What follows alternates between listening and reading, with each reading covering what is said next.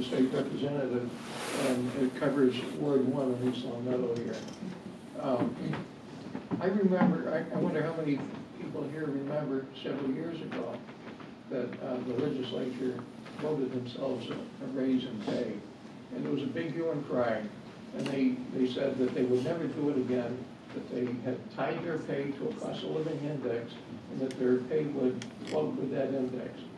Well, last January, there were 9 representatives who didn't vote for their pay raise, but Angelo Cupola wasn't one of them. He voted for his own pay raise. And not only that...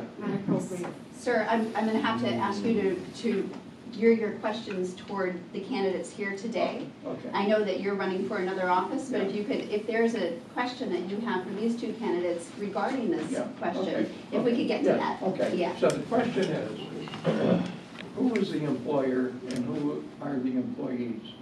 I think the voters are the employers, and the legislature works for the employers. So they are the employees.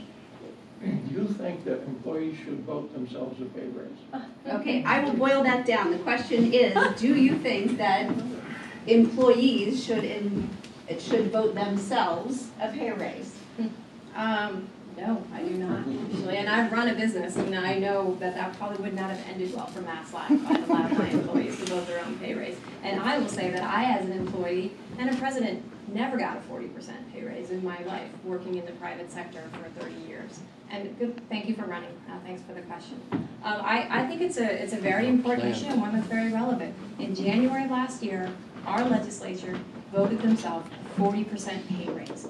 And whether you want to argue the case of whether they, deserve more money, whether they're underpaid, whether we need to pay legislators more to get good candidates, I think those are all open for debate and open for discussion. But what is not is the manner in which this was done. There was no public comment. There was no public input. It was jammed down the throat of the legislature. The very first vote of the new season in 2017. They think voters have short memories, and we don't. You should all remember that they did this first legislative action of the last time they were elected, thinking that we would forget the next time this came up. And then they declared emergency funds so they could get it right away. It's not that they got the raise, it's the way that it was done, and that we had no voice, no opinion. It was wrong, and it should not have happened. And I promise I will never vote myself a 40% pay raise in the legislature. I couldn't have stopped it then, but I wouldn't have voted for it, as my opponent did. Thank you.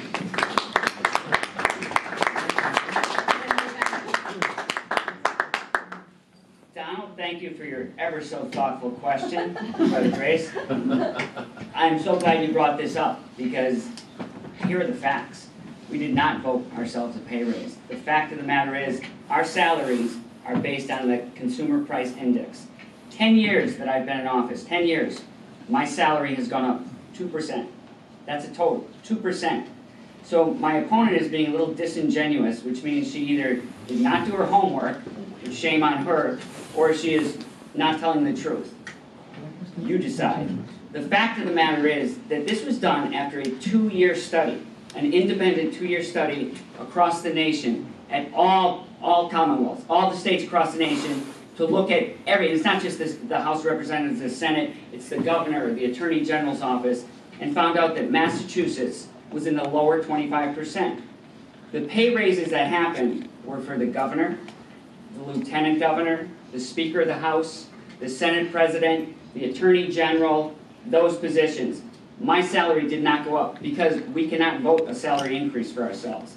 And the raises they got, there's never a good time for anybody to get a raise. Let's face it, there's never a good time to go to ask anybody for a raise. But the fact of the matter is, it's not right when a new attorney coming out of law school is making more than the Attorney General. It's not right when a superintendent of a school around here is making more than the Speaker of the House. They deserve every penny they get. The only change for my salary, for the money that I get, is our expense account. It used to be a per diem every time we would travel. Depending on where you lived in the state, you would get a certain amount of money. The further away you lived, the more money you would get every time you went in. It wasn't very transparent. Nobody knew who was putting in what. It was difficult to budget.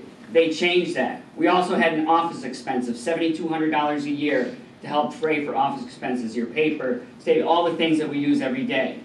Anybody now that lives over 50 miles away gets $20,000 as your expense account. That's it. That's the whole truth and nothing but the truth. It entirely, for me, went up $6,000. So I wasn't a math major, but I'm pretty sure that wasn't 40%. I'm sure it wasn't even 4%. The salary, 2% over 10 years. We don't vote for that. We can't vote for that. We wouldn't vote for that. So if we're going to be genuine, we're going to tell the truth, we should tell the truth. There is no 40%. Unfortunately, my opponent was taking her facts from Mass Fiscal Alliance, an extreme right-wing Donald Trump group. And if that's where you want to align yourself, that's fine, but it's not the truth. And you can look these facts up. These are all right out there in the open. All the stuff posted, you can see it, you can look it up. You don't have to take my word for it. But we would never vote for a pay raise like that, and the people that did get it, yes, they did deserve it. Thank you.